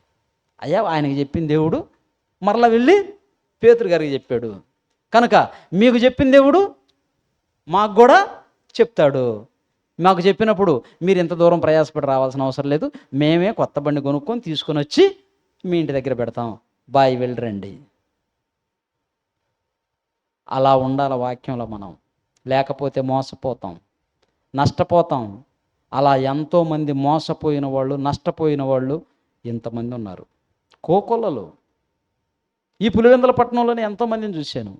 వాళ్ళు హాస్పిటల్లో ఉంటే, ప్రాణాపాయ స్థితిలో ఉంటే, డబ్బులు హాస్పిటల్కి పెట్టుకోలేని స్థితిలో ఉంటే అక్కడికి వెళ్ళి ప్రార్థన చేసి ఒక సేవకుడు, అమ్మా మీరు ఒక తీర్మానం చేసుకోండి, దేవుడు చెప్తున్నాడు, నేను ప్రార్థన చేశాను మీకోసం, మీరు ఒక తీర్మానం చేసుకోండి, ఇక్కడి నుంచి బయటకు వస్తే మేము ఇది చేస్తామని వాగ్దానం చేయండి దేవునికి, మిమ్మల్ని ఖచ్చితంగా బయటికి పంపిస్తాడు, లేకపోతే ఇబ్బంది పడతారు అని భయపెట్టి ఒక విధమైనటువంటి విధానంలో వాళ్ళ మోసం చేయటానికి భయపెట్టి వాళ్ళ చేత అక్కడ వాగ్దానం చేయించాడు.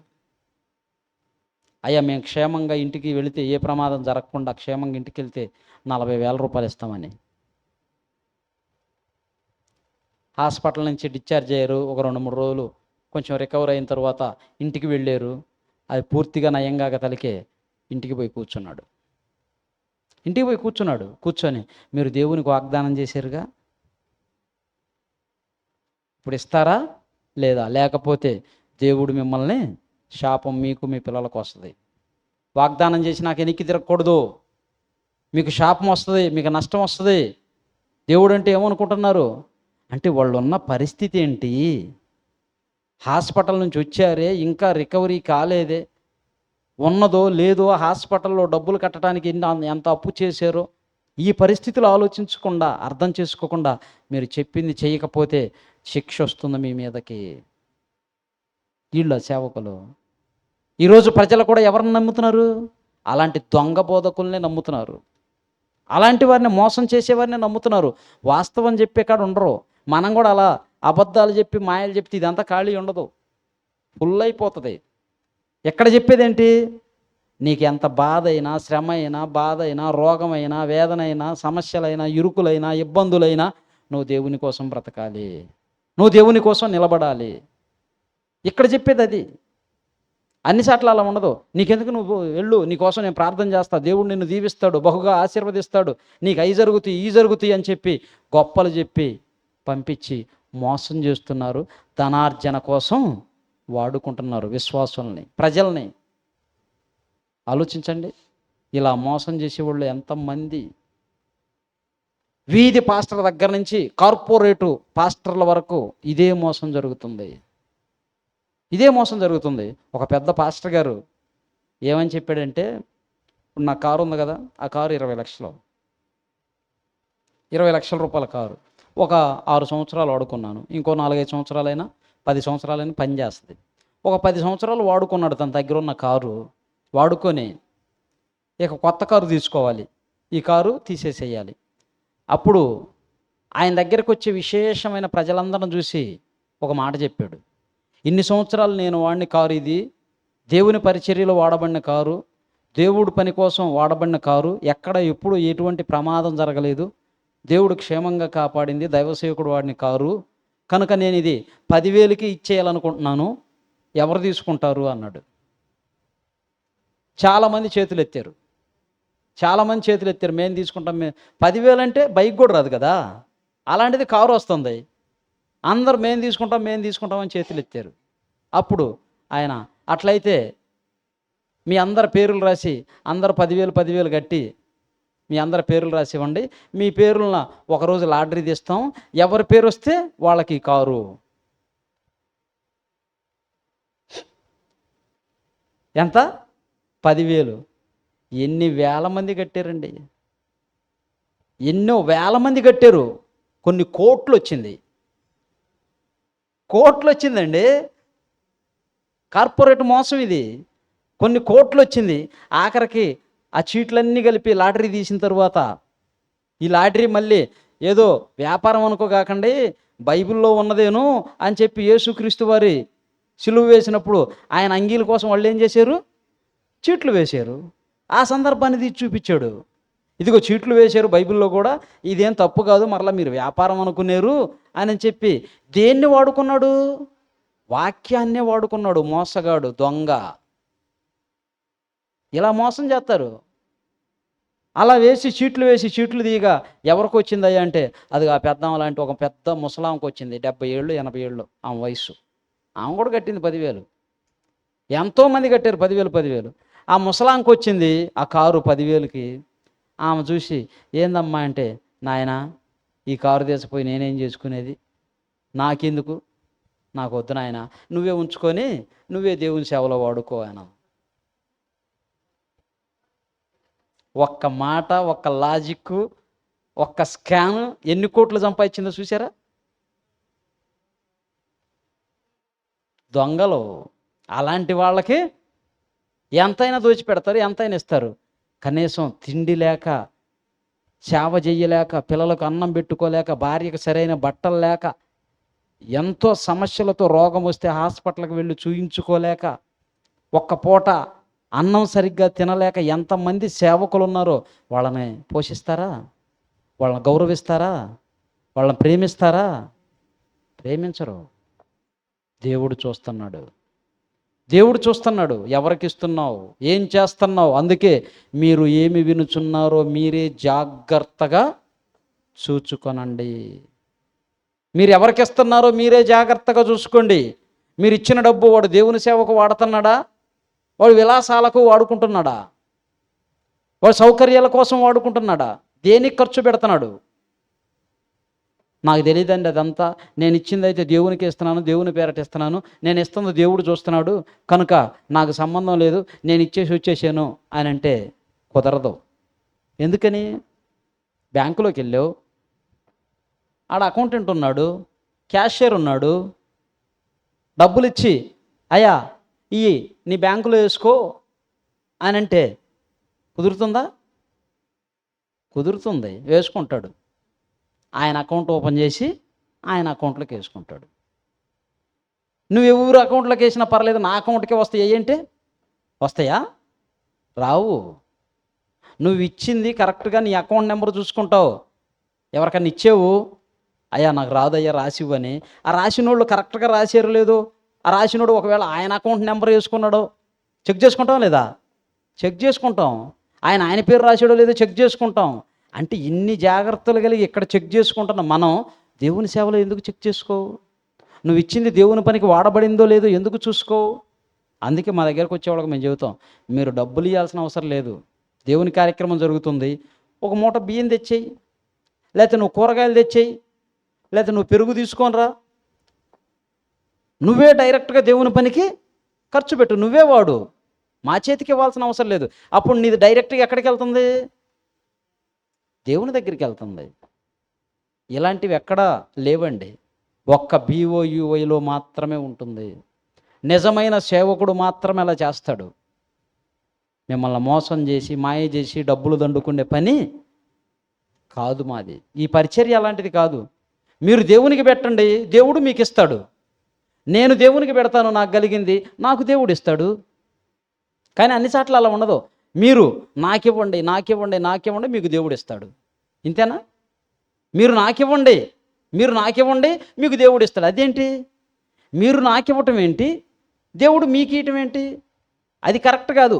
మీరు దేవునికి ఇవ్వండి, దేవుడు మీకు ఇస్తాడు. నేను దేవునికి ఇస్తాను, నాకు దేవుడు ఇస్తాడు. ఎలాంటి లాజిక్లు మిస్ అయిపోతున్నారు చూడండి. వాస్తవాలు ఇవన్నీ. ప్రేమణ దేవుని వల్లరా, సమయం చాలా అయిపోయింది. ఇంకా చాలా ఉండే చెప్పాల్సినవి, ఇంకా చాలా సంగతులు ఉన్నాయి. 2-3 చూయించి ముగిచ్చేస్తాం త్వరగా. యోహాను పత్రిక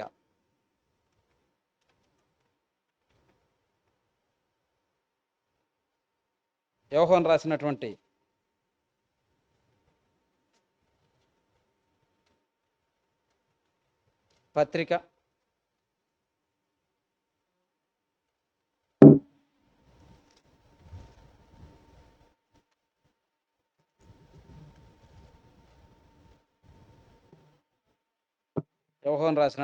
పత్రిక 4వ అధ్యాయం 12వ వచనం. ఏ మానవుడును దేవునిని ఎప్పుడూ చూడలేదు. వాక్యం ఇది, వాక్యం నా మాట కాదు, మనుషుల మాట కాదు, దేవుని మాట, దేవుని వాక్యం, బైబిల్లో ఉన్న దేవుని వాక్యం చెబుతున్న మాట. ఏ మానవుడు ఎప్పుడైనాను దేవుణ్ణి చూడలేదు. అది ఆదాము మొదలుకొని నేటి వరకు భూమి మీదికి వచ్చిన మనుషులలో ఒక్క యేసుక్రీస్తు వారు తప్ప ఎవ్వరు కూడా దేవుణ్ణి చూడలేదు. ఆయన ప్రవక్త, న్యాయాధిపతి, రాజా, భక్తుడా, అపోస్తలులా ఎవరైనా సరే దేవుణ్ణి చూసిన వారు లేరు. ఇక్కడ చెప్తున్నాడు, ఏ మానవుడు ఎప్పుడూనూ దేవుణ్ణి చూడలేదు. యోహాను సువార్త 1వ అధ్యాయం 18వ వచనం. యోహాను సువార్త 1వ అధ్యాయం 18వ వచనం.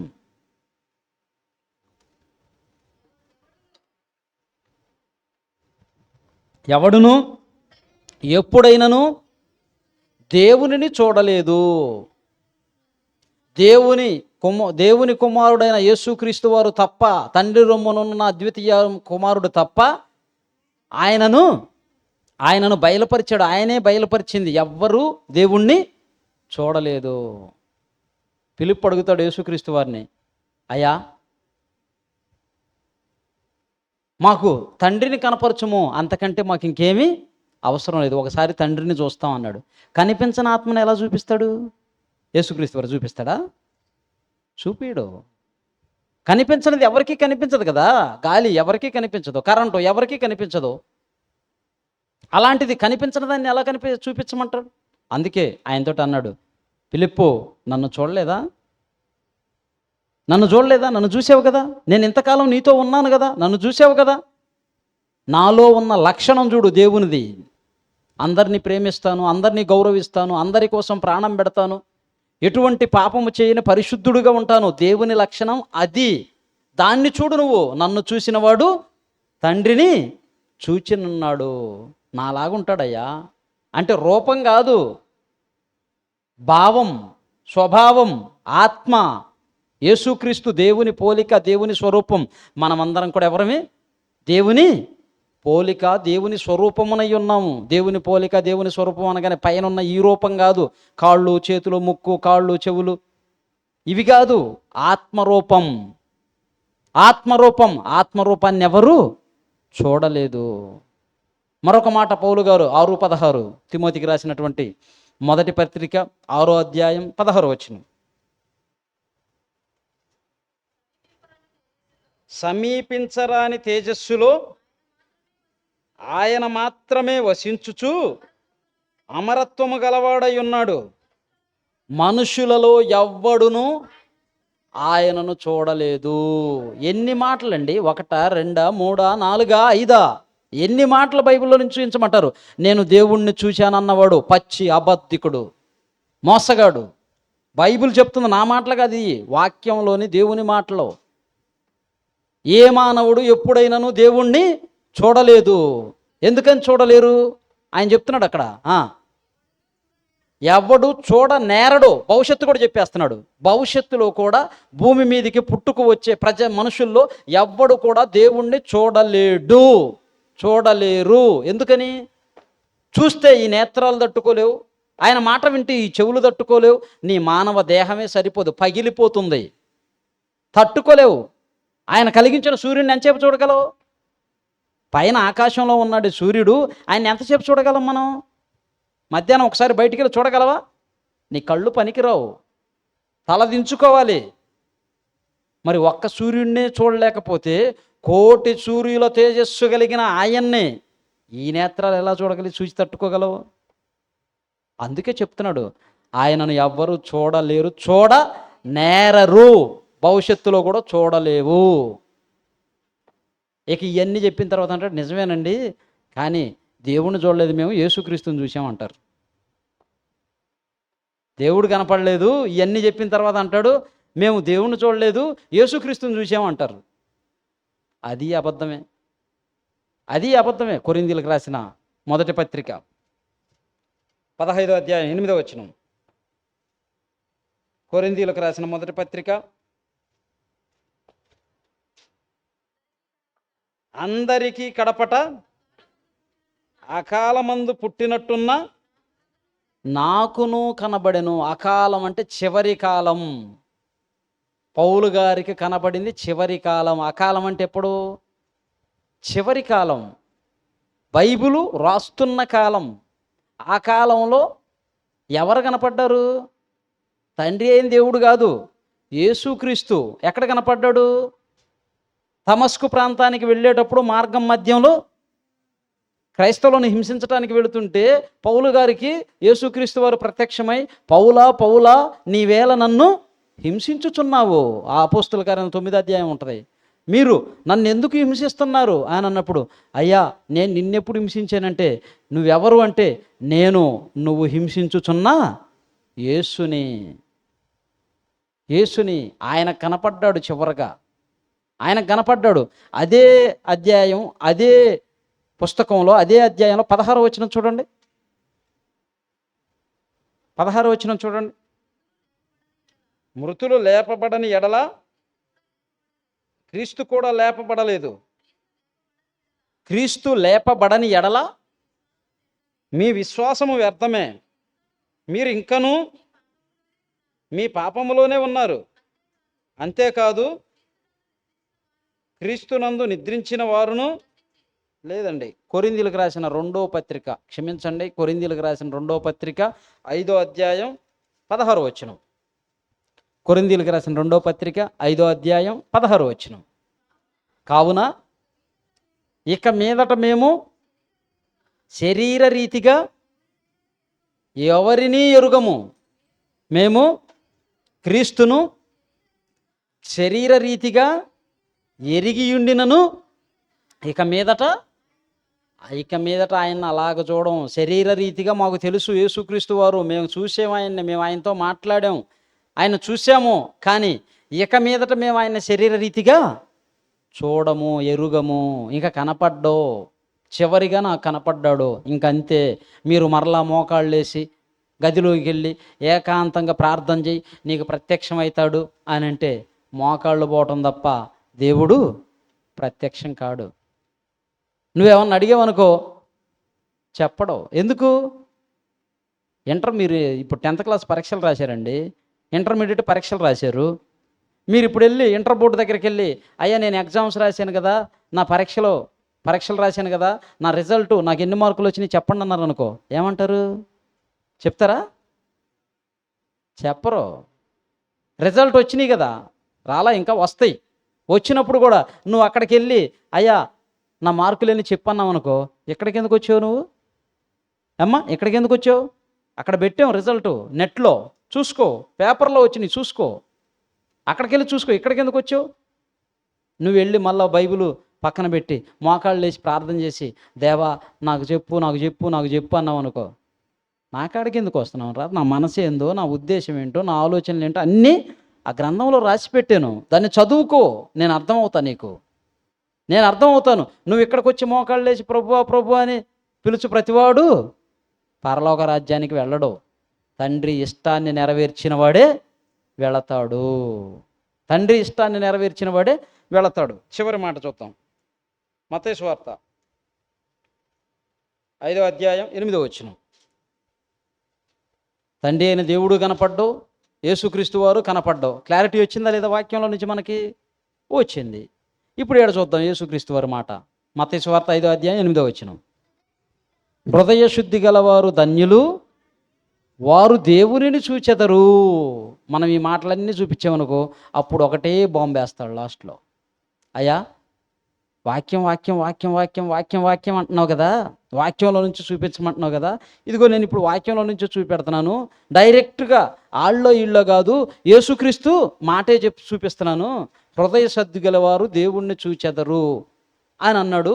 నా హృదయం శుద్ధిగా ఉంది, నేను దేవుణ్ణి చూస్తున్నాను. నీ హృదయం శుద్ధిగా లేదు గనక నీకు దేవుడు కనిపించడం లేదు. వేసే బాంబు. ఇంకేం మాట్లాడతావు? డైరెక్ట్గా నీ గుండెల్లోకి దించాడు గుణపం, గడారా. ఇంకేం మాట్లాడతావు? ఆడ యేసుక్రీస్తు వారు చెప్పిన మాట ఏంటో అర్థం చేసుకోలేదు. అప్పుడు మీరు ఒక మాట చెప్పాలి, అయ్యా యేసుక్రీస్తు వారు చెప్పాడు నిజమే, ఆయన చెప్పింది నిజమే, వాస్తవమే, కానీ ఆయన చెప్తున్న మాట ఎప్పటిది, ఎప్పుటికి? హృదయ శుద్ధి గలవారు ధన్యులు, వారు దేవుణ్ణి చూచెదరు. Future, past tense, presents, future tense, 3 ఉంటాయా ఉండవా? ఉంటాయి. ఇప్పుడు ఈయన ఏది చెప్తున్నాడు? ఫ్యూచర్ టెన్స్, భవిష్యత్తు చెప్తున్నాడు, జరగబోయేది చెప్తున్నాడు. ఒరే ఇప్పుడు చూస్తావు అని కాదురా నేను చెప్తుంది, నువ్వు పరిశుద్ధంగా బ్రతికి దేవుని కోసం నీతిగా న్యాయంగా ధర్మంగా బ్రతికితే చచ్చిపోయిన తరువాత పరలోకం వెళితే అప్పుడు దేవుణ్ణి చూస్తావు. దాని వెనక ఇంత అర్థం ఉంది, దాని వెనుక ఇంత అర్థం ఉంది. ఇదంతా ఆలోచించరు. ఈడ అంటాడు, నేను హృదయం శుద్ధిగా ఉంది దేవుణ్ణి చూస్తున్నాను. ఇప్పుడు చూస్తామని చెప్పలేదయ్యా ఆయన. ఇప్పుడు చూస్తామని కాదు, ఫ్యూచర్లో చూస్తావు. చనిపోయిన తరువాత యేసుక్రీస్తు వారు వచ్చి మరలా సంఘాన్ని పరలోకానికి తీసుకొని వెళ్ళినప్పుడు చచ్చిపోగానే కూడా చూడవు. చచ్చిపోగానే అడికి వెళ్తావు? నీతిగా న్యాయంగా దేవుని కోసం బ్రతికితే పరదేశంలోనికి వెళ్తావు.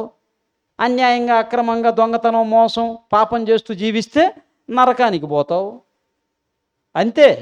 దేవుణ్ణి ఎప్పుడు చూస్తావు? యేసుక్రీస్తు 2వ రాకడలో చూస్తాం. అది దేవుని కోసం నీతిగా బ్రతికుంటే. అర్థమైందా? తండ్రి అయిన దేవుణ్ణి మనుషులు చూడగలరా? చూడలేరు. మన ముఖ్యమంత్రినే చూడలేకపోతున్నాం, మన ప్రధానమంత్రినే చూడలేకపోతున్నాం. పేపర్లో టీవీల్లో తప్ప నిజంగా కలవలేకపోతున్నాం. మరి ఒక దేశాన్ని, ఒక రాష్ట్రాన్ని పరిపాలించే నాయకుల్ని కలవలేనప్పుడు విశ్వాన్ని పరిపాలించే చక్రవర్తి దేవుడు, ఈ విశ్వాన్ని కలిగించిన ఆయన్ని చూడటం అంటే అసాధ్యము, సరిపోదు. ఈ మానవ జీవితం, మానవ దేహం సరిపోదు. కనుక ప్రేమ దేవుని వల్ల మోసపూరితమైన మాటలు నమ్మకండి. ఈ వీడియో చూస్తున్న వాళ్ళు, లైవ్లో చూస్తున్న వాళ్ళు, భవిష్యత్తులో చూసేవాళ్ళు అందరికీ చెబుతున్న సంకేతం వినండి, వాస్తవాలు నమ్మండి, దేవుని వాక్యాన్ని నమ్మండి, వాక్యంలో ఉన్నది చదవండి, అనుసరించండి, పాటించండి, దేవుని కోసం బ్రతకండి. హృదయం శుద్ధిగా ఉంచుకొని దేవుని కోసం బ్రతికితే చనిపోయిన తరువాత యేసుక్రీస్తు వారి రెండవ రాకడలో అప్పుడు దేవుణ్ణి చూస్తాం. అప్పటి వరకు దేవుడు కనిపించడు. నేను దేవుణ్ణి చూస్తున్నాను అన్నాను అనుకో, మీ మనసంతా ఎవరి మీద ఉంటుంది? నా మీద ఉంటుంది. అమ్మో అయ్యగారు దేవుణ్ణి చూస్తున్నాడంట, దేవునితో మాట్లాడతాడంట అని నా మీద ఉంటుంది. అలా చెప్పకూడదు. నేను దేవుడు నీకు కనిపించేంత చిన్నోడు కాదమ్మా, మనకు కనిపించేంత చిన్నోడు కాదు, ఆయన చాలా పెద్దవాడు, ఆయన చూడాలంటే ఈ మానవ దేహం, ఈ శరీరం సరిపోదు, ఆయన్ని ఇప్పుడు చూడలేము, ఆయన చాలా గొప్పవాడు, ఆయన చూడటానికి ఈ జీవితకాలం, ఈ నేత్రాలు, ఈ యొక్క జీవితం, ఈ దేహం పనికిరాదు అని చెప్పామనుకో, అప్పుడు ఎలా ఉంటుంది నీ మనసు? ఎవరి మీద ఉంటుంది? దేవుని మీద ఉంటుంది. అమ్మో దేవుడు అంటే అంత పెద్దోడా, అంత గొప్పవాడా, ఆయన నేను ఎలాగైనా చూడాలి, ఆయన దగ్గరికి చేరాలి అన్న భయం ఉంటుంది, భక్తి ఉంటుంది. దేవుణ్ణి పక్కన పెట్టి నేను దేవుణ్ణి చూశాను, దేవునితో నేను మాట్లాడాను, దేవుడు నాతో మాట్లాడాడు అంటే మా నన్నే గొప్పగా చూస్తారు కానీ దేవుణ్ణి గొప్పగా చూడరు. కనుక ప్రియమైన దేవుని వల్లరా మంచి విషయాన్ని తెలుసుకున్నందుకు అందరం సంతోషిస్తూ ప్రార్థన చేసుకొని ఈ కార్యక్రమాన్ని ముగించుకుందాం. మహాపరిశుద్ధుడు అయిన దేవ, జీవాధిపతి అయిన తండ్రి, మీకు స్తోత్రములయ్యా. మీరు ఇచ్చిన సమయాన్ని బట్టి కృతజ్ఞతలు తండ్రి. ఇప్పటి వరకు ఎన్నో విలువైన వాస్తవాలైన మీ మాటలను చదివాము, విన్నాము. గ్రహించే మనస్సును, మూసుకుపోయిన మా యొక్క హృదయం యొక్క తలుపులను తెరచి వాస్తవాన్ని అంగీకరించి మీకోసం నమ్మకంగా, నీతిగా, న్యాయంగా బ్రతకగలిగే భాగ్యాన్ని ప్రసాదించండి. మీ కుమారుని రాకడలో తండ్రి మేమందరం మిమ్మల్ని చూసే భాగ్యాన్ని, అవకాశాన్ని, అదృష్టాన్ని ప్రసాదించండి. మీ కొరకు నీతిగా, న్యాయంగా, ధర్మంగా బ్రతికే భాగ్యాన్ని ప్రసాదించండి. మరి ముందుగా ప్రార్థించిన, పాటలు పాడిన, వాక్యాన్ని చదివిన, వాక్యాన్ని అందించిన మీ బిడ్డలందరినీ జ్ఞాపకం చేసుకొనండి. ఈ పరిచర్యను దీవించండి. అనేకులు మీ వాస్తవాన్ని గ్రహించినట్లు సహాయము చేయండి. అనేక మందికి మీ మాటలు ప్రకటించే భాగ్యాన్ని మాకు ప్రసాదించండి. చేరి వచ్చిన మీ పిల్లలందరినీ జ్ఞాపకం చేసుకోనండి. వీరందరి కుటుంబాలలో శాంతి, నెమ్మది, సమాధానము, ఐక్యత, ప్రేమను మీరు నింపండి. లైవ్ ద్వారాను, భవిష్యత్తులో ఈ మాటలు వింటున్న వారిని వీడియో రూపంలో యూట్యూబ్లో చూస్తున్న ప్రతి ఒక్కరిని కూడా జ్ఞాపకం చేసుకునండి. మరి కుటుంబాలను జ్ఞాపకం చేసుకునండి. దీవించండి, ఆశీర్వదించండి. మీ కృపలో భద్రపరచమని మాకు ఇచ్చిన సమస్తాన్ని బట్టి మీకు కృతజ్ఞతాస్తుతులు చెల్లిస్తూ మా ప్రభువును రక్షకుడైన యేసుక్రీస్తు వారి నామములో ఈ ప్రార్థన మనవులు అడిగి వేడుకొనుచున్నాము తండ్రి. ఆమేన్. సర్వసృష్టికి కారణభూతుడైనటువంటి కన్న తండ్రి ప్రేమయు, మనందరి ఆత్మలకు రక్షకుడైనటువంటి యేసుక్రీస్తు వారి కృపయు, పరిశుద్ధాత్మని యొక్క అన్యోన్య సహవాసం, సన్నిధి సదాకాలం మనందరికీ తోడయుండి నడిపించునుగాక. ఆమేన్. అందరికీ వందనాలు.